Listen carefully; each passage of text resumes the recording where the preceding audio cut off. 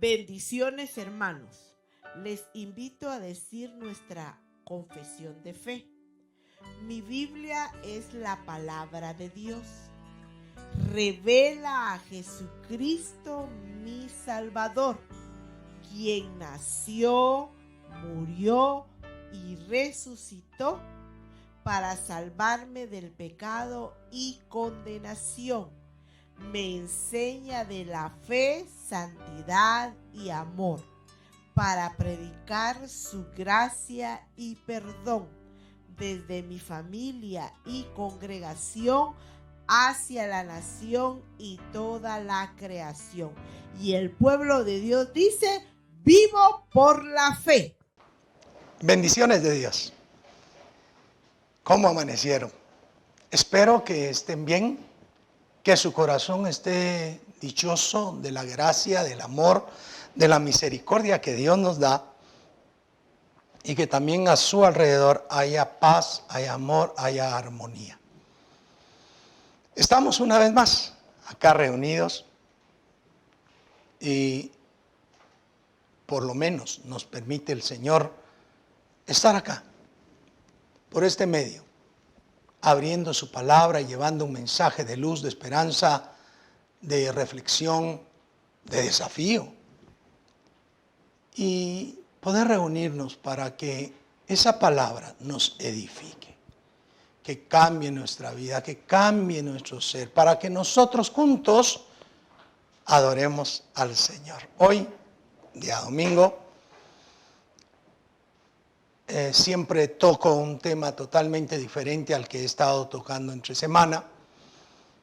Y estaba pensando yo en aquella gran disyuntiva que tenemos todos en la vida, seamos hombres o mujeres, jóvenes, maduros o ancianos.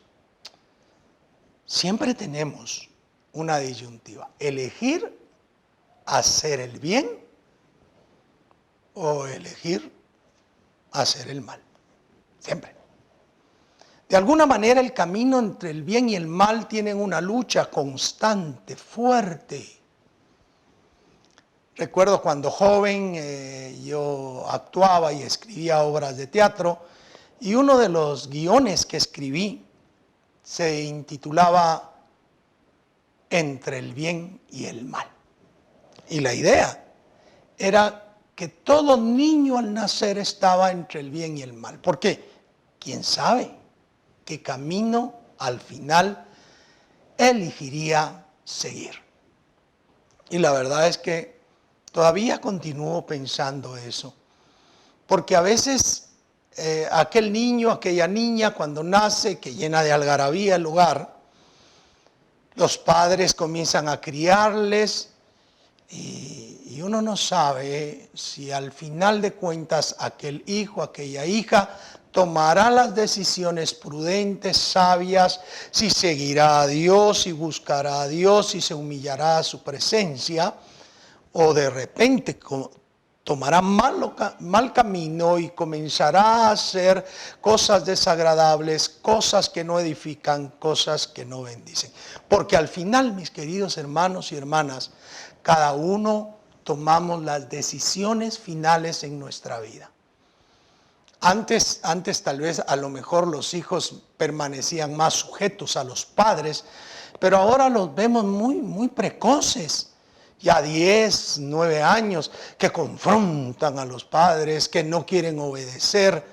Están entre el bien y el mal, están luchando dentro de su psiquis el poder determinar un estilo de vida, y cuando lo definen, muchas veces, y con pena hay que decirlo, no toman el camino más adecuado, el mejor camino, y están ahí, entre el bien y el mal. Pero estoy diciendo que eso es siempre en nuestra vida. Usted y yo ya estamos grandes, la mayoría, y jóvenes también, pero todos nosotros cada día enfrentamos la decisión de elegir ser buenos o cometer mal, y hacernos por lo tanto malos.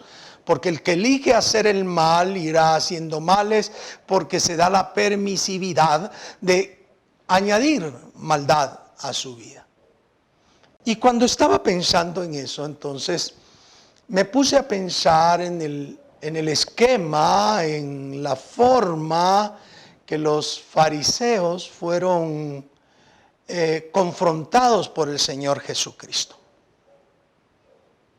Ya es un tema quizá que muchos o muchas veces lo hemos tratado y que las personas saben que los fariseos eran personas de apariencia, de hipocresía, de desear, de querer tener los mejores lugares, etcétera, etcétera. Pero a veces necesitamos detenernos a ver la comprensión que Jesucristo tuvo de ellos y cómo los lanzaba el Señor Jesucristo y qué enseñanza sacó Jesucristo de aquellos personajes. El libro del Evangelio según Mateo, capítulo 23, es un capítulo, dijera, pues muy contrario contra estos personajes. ¿Por qué? Porque ahí los condena el Señor Jesucristo. Los condena diciendo que son hipócritas, que son falsos, que, bueno, muchas cosas. Pero eso está normalmente alrededor de los versos más adentrados dentro del capítulo 23. Ahora, yo quiero tratar 12 capítulos, pero tienen que ver con 3 elementos que en la enseñanza de Jesús subyacen ahí para poder elegir el bien. Porque Jesús no solamente señaló a los escribas y a los fariseos, no solamente fue develador de la mala interpretación que estos hacían, sino que siempre acentuó correctamente la doctrina que debía de seguirse para que aquella persona que le seguía entendiera de mejor forma la revelación divina. El primer segmento, que es un pequeño segmento que va del versículo 1 al versículo 3a. Debemos nosotros de pensar que lo que el Señor dice es que toda vez alguien nos enseñe bien, debemos seguir sus enseñanzas. Vuelvo a decirlo. Si alguien nos enseña algo correcto, algo bueno, algo limpio, debemos seguir sus enseñanzas. Leamos la versículo a versículo y pensemos en esa parte. Mateo 23:1. Entonces habló Jesús a la gente y a sus discípulos diciendo, lo primero, vean el escenario. Jesús tenía un conglomerado de personas enfrente, pero también estaban sus discípulos. Así que la enseñanza trascendía al núcleo principal de aquellos que había elegido, de aquellos que seguían con él, que estaban más cercanos. Él le habla a todos. Esto es una enseñanza general, es una predicación general para todas las personas. Así que no es solamente, yo no soy discípulo, o yo soy discípulo, así que tengo que poner más atención. No, todos debemos de poner atención a las enseñanzas del Maestro. Verso 2. En la cátedra de Moisés se sientan los escribas y los fariseos. Bueno, y hace esa enunciación el Señor Jesús diciendo la cátedra. La cátedra es el lugar desde donde se enseña, el lugar desde donde se explica. En la actualidad los profesores de colegios, de universidades, su cátedra es un escritorio y algunos tienen atriles. La cátedra era ese lugar al cual nosotros como cristianos evangélicos le llamamos púlpito, a ese atril central en el que nosotros explicamos la enseñanza de la palabra de Dios. Pero en ese momento, noten ustedes, no era una cátedra que fuera de pie, sino es sentada. Por la cultura del pueblo de Israel, dice, en la cátedra de Moisés se sientan. Déjenme explicar esto. La cátedra era tan respetada que solamente debía sentarse en ella aquel que era maestro, aquel que explicaba, aquel que tenía la autoridad suficiente como para explicar lo que significaría la ley de Dios. Así que dice el Señor Jesucristo que en esa cátedra, en la cátedra de Moisés, es decir, quienes explicaban a Moisés, los escribas y los fariseos eran los que lo hacían.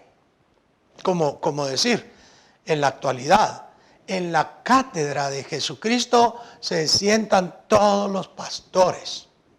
Bueno, ahora no solo hay pastores, ahora hay apóstoles pastoreando iglesias, profetas pastoreando iglesias, hay evangelistas pastoreando iglesias, hay maestros pastoreando iglesias y también pastores.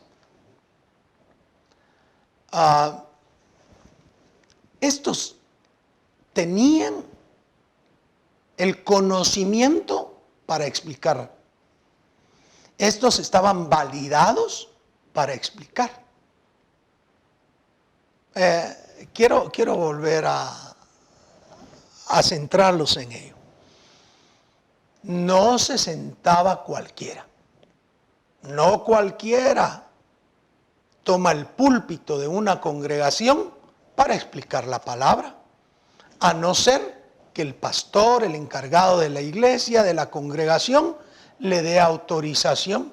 Y cuando está autorizado puede explanar la palabra. Pero no cualquiera pasa allí a explicar, a exponer la palabra de Dios. Entonces, Jesús aclara, ¿sí? Ellos son los que están ahí. Verso 3. Así que todo lo que os digan que guardéis, guardadlo y hacedlo.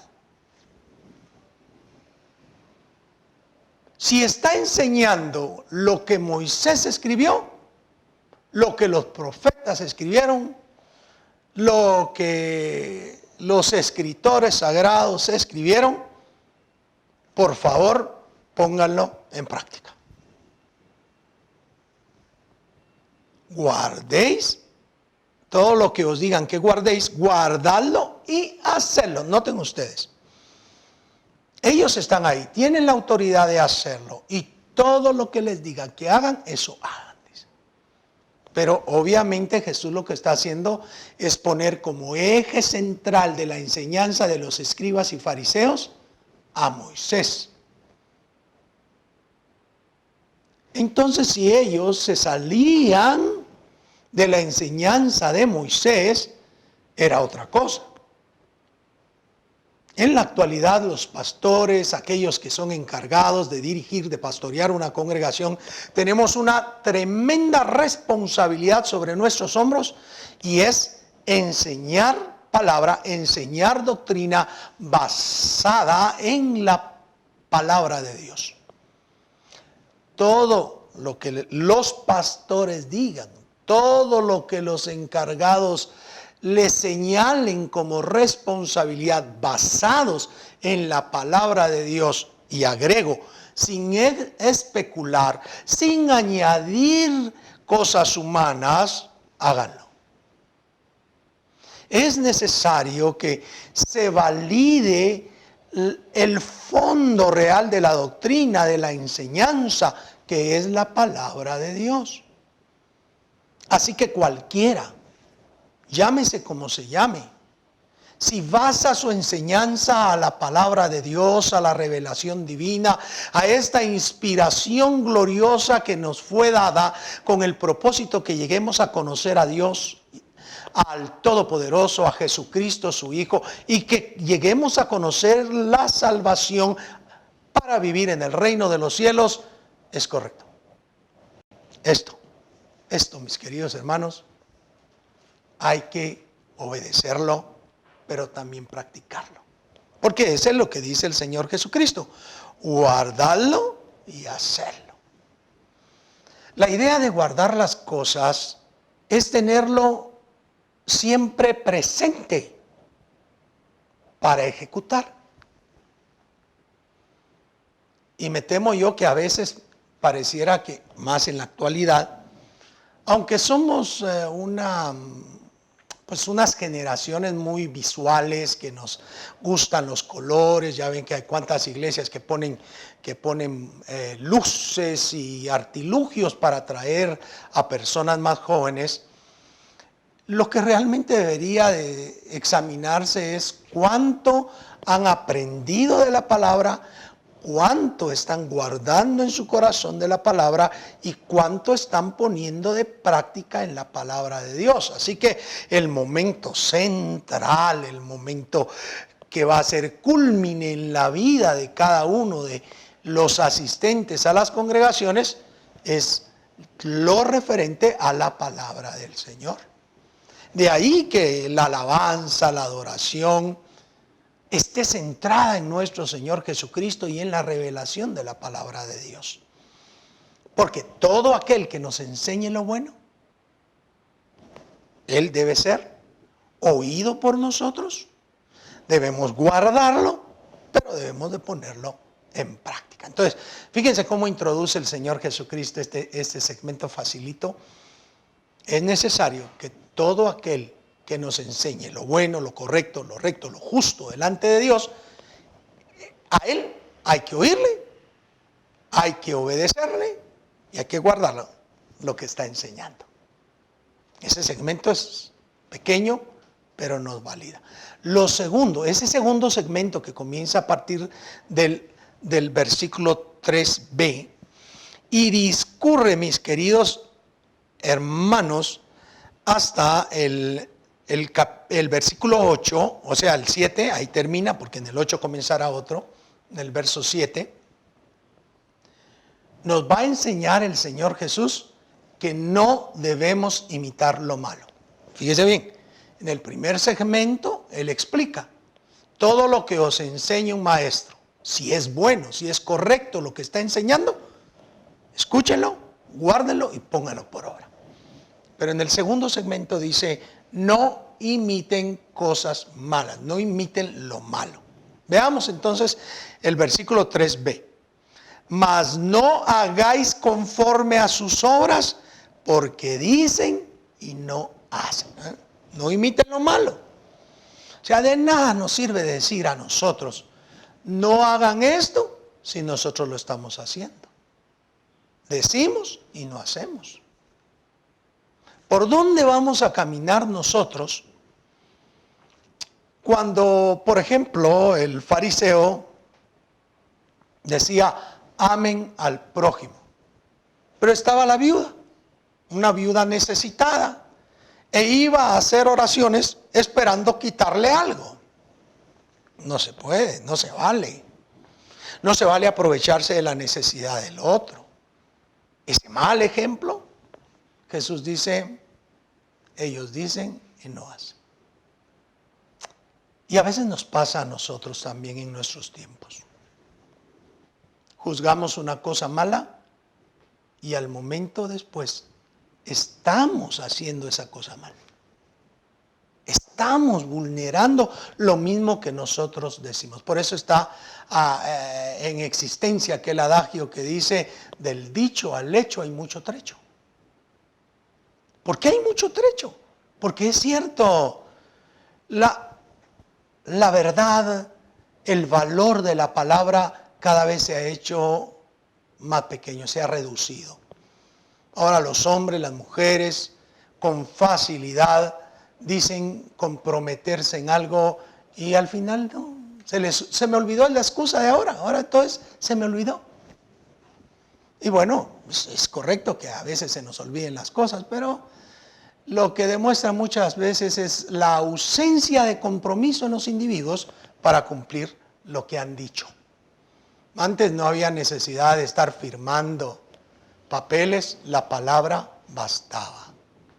Entonces el punto es que comienza acá el Señor a decir, que no sigamos el mal ejemplo. En el caso de los fariseos y de los escribas, decían y no hacían, y Jesús les dice, como están sentados en la cátedra de Moisés,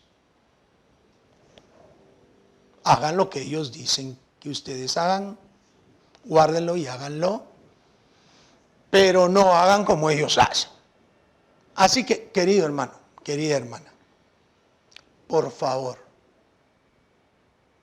tú puedes considerarnos a nosotros como ministros. Todos los ministros podemos ser considerados por ustedes en nuestra forma de fe, en lo que vivimos. La Biblia dice que debemos considerar a los pastores e imitar su fe, no sus errores, no sus pecados, no las cosas equivocadas. Decía alguien hace mucho tiempo, si quieres ser mi discípulo, ven y copia mis virtudes, pero no copies mis males. Y hay quienes lastimosamente copian más rápido los males que las virtudes. Y eso es lo que estamos viendo acá. No ponga los ojos en un ministro por ser ministro nada más, sino por la verdad que enseña, por la doctrina que sostiene. Que no diga y haga otra cosa, sino que tenga palabra, que tenga rectitud, que hable lo correcto basado en la palabra de Dios. Y entonces, pues caramba, ahí en ese caso él se ha ganado ese derecho de, como dijo Pablo, imítenme a mí como yo imito a Jesucristo. No imiten lo malo. Verso 4. Porque atan cargas pesadas y difíciles de llevar y las ponen sobre los hombros de los hombres, pero ellos ni con un dedo quieren moverlas. ¿Quién dice ayunen y no ayuna? ¿Quién dice oren y no ora? ¿Quién dice amen y no ama? ¿Quién dice perdonen y guarda rencor?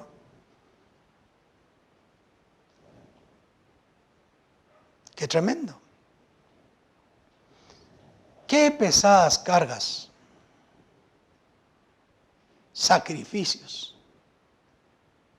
Perdón por lo que voy a decir, sé que a algunos no les va a gustar si ven el video y escuchan bien. Hay muchos predicadores que sacan un billete de 100 y dicen, traigan un billete de 100 y Dios les va a devolver 10,000 o 1,000. Y la gente cree que Dios puede ser chantajeado, creen que Dios se obliga dando un billete de 100 porque el predicador manipula la situación. Y quizá la gente no se ha dado cuenta que después muchos lo doblan y se lo vuelven a meter a la bolsa y todos pasan a dejar su billete de 100 y él fue el que no dio. Y si Dios lo va a bendecir, ¿por qué él no echó el suyo? Quiero que pongan atención a esto. Hay gente que le dice, yo sé que usted no tiene nada, pero prométale a Dios que en estos 3 meses usted va a ofrendar tanto y va a darse cuenta que Dios bendice. Y si Dios bendice, por supuesto. Y se comprometen las personas a estar dando ofrendas con el propósito de recibir bendición de Dios. ¿Sabe cómo se llama eso? Se llama utilitarismo. Te doy para que me des, porque me es útil. No, claro, la Biblia dice que Dios ama al dador alegre. Yo he visto a otros predicadores que están predicando y su predicación le agrada a las personas y aquellos pasan y dejan una ofrenda allí en la plataforma. Vaya, nadie les está obligando a hacerlo. Nadie. ¿Sabe que por los malos testimonios de muchos que exigen dineros, La fama de los pastores está por los suelos. Todos los pastores somos ladrones, aprovechados, ponemos cuotas, todos por gente que ha dicho que se haga y él no hace, que ha manipulado, ha hecho lo malo y muchas personas han creído. Y después, aquellas mismas personas desilusionadas porque no les funcionó, comienzan a hablar mal del evangelio. Cuando el evangelio, este evangelio que está predicado en la palabra de Dios, revelado en esta palabra, es puro, es correcto, es justo, no va a aprovecharse de nadie. ¿Por qué? Entonces, tenga cuidado, no imite lo malo. Y entonces dice, antes bien, todas sus obras las hacen para ser vistos por los hombres, pues ensanchan sus filactelias y extienden los flecos de sus manos, de sus mantos. Y aman los primeros asientos en las cenas y las primeras filas en las sinagogas y las salutaciones en las plazas y que los hombres les llamen rabí, rabí. No quieran todo eso. No quieran fama, no quieran simplemente ser reconocidos, no quieran el primer lugar. No imiten lo malo. Estos señores hacían las cosas para ser vistos, para tener fama, para tener los primeros lugares. Ustedes no deben de hacer así. Si ustedes verdaderamente quieren seguir el bien, no hagan como hacían los fariseos y los escribas. Por el contrario, mejor si están en el último, decía Jesucristo. Y si alguien viene y los pasa hacia arriba, entonces usted será levantado, enaltecido por aquel que lo invitó. Así que el Señor Jesús realmente presiona y dice, no sigan el mal ejemplo. El tercer elemento que sigue en el verso 8 dice, comprométanse a realizar el bien, a ser personas buenas. Tengan un compromiso personal con ser buenos. Y entonces el verso 8 dice, pero vosotros no querráis que os llamen maestro, rabí. No, mire, por eso a mí no me gusta a veces que en tono incluso burlón la gente le dice a los demás, siervo, siervito, siervazo. No, ¿por qué? Somos siervos, sí. Pero no debemos de andar con renombres ni títulos. Debemos ser hermanos en Cristo Jesús. Sabe que a mí me ha costado mucho porque yo tengo la idea que a todo mundo es mi hermano y yo también. Y hay muchas personas que quieren obligar a los demás que se les pongan títulos. Y yo les digo, hermano, y se molestan porque ellos quieren el renombre. Pero no, somos hermanos, somos hijos de Dios. Y entonces el Señor dice, ustedes no quieran que les llamen maestros, porque uno es vuestro maestro, el Cristo. ¿Quién es nuestro maestro? Cristo. ¿De quién aprendemos? Cristo. ¿Quién es nuestra doctrina? Cristo. Y entonces dice, porque uno es vuestro maestro el Cristo y todos vosotros sois hermanos. ¿Qué somos nosotros? Hermanos. Validemos esa sustancia de ser hermanos. Hay lugares donde le dicen, no le diga hermano a ninguno para no ofender a los que vienen de invitados. Pero si somos una comunidad de fe, somos hermanos. Si confesamos a Jesucristo como Salvador, somos hermanos los unos para los otros, hermanos de Cristo y coherederos con Él juntamente de la gloria venidera. Y dice, y no llaméis Padre vuestro a nadie en la tierra, porque uno es vuestro Padre que está en los cielos. No llame papá espiritual a la gente por gusto, por el amor de Dios. Un Padre tenemos que es Dios. La deferencia, el cariñito es bueno. Siéntase muy agradecido con el que le llevó a los caminos de Dios. Pero su Padre es el Padre celestial. Y entonces, no llaméis Padre. Pero dice, ni seáis llamados, estoy hasta el verso 10 ya, ni seáis llamados maestros, porque uno es vuestro maestro, el Cristo. Y vuelve otra vez el Señor aquí a enfatizar. Yo sé que a todos nos gusta que nos digan nuestra profesión y título. Eso es otra cosa que ya lo expliqué aquí en estos mensajes, porque el que es validado por lo que ha estudiado, por la capacidad que tiene, es otra cosa. Y el Señor Jesucristo lo que está diciendo es: comprométete tú, ya deja de seguir ese ejemplo, mal ejemplo de estos fariseos, de estos escribas, que todo lo que pretendían era poner cargas, ser el centro, ser el primer lugar, tener fama. Sé diferente. Dice el verso 11: el que es el mayor de vosotros sea vuestro siervo. Vuestro siervo, vuestro servidor. Eso es lo que debemos de ser. ¿Queremos un lugar importante en los cielos? Ser siervo. ¿Queremos el primer lugar? Seamos esclavos, dijo el Señor Jesucristo. Ese es el punto que nos toca a nosotros, hermanos amados y hermanas. Comprometámonos a hacer lo bueno. Y el verso 12: porque el que se enaltece será humillado y el que se humilla será enaltecido. Ok. ¿Qué quiere? Al final de todo, ¿qué quiere? ¿Que el Señor lo levante o que sea humillado? Es su decisión. Si se humilla, Dios lo va a levantar.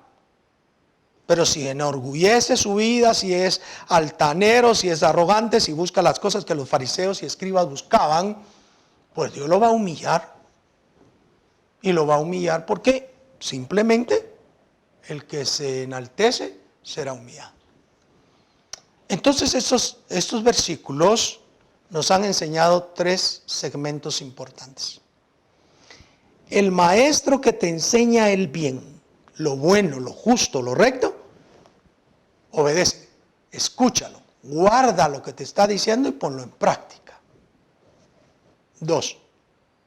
No imites lo malo que hacen.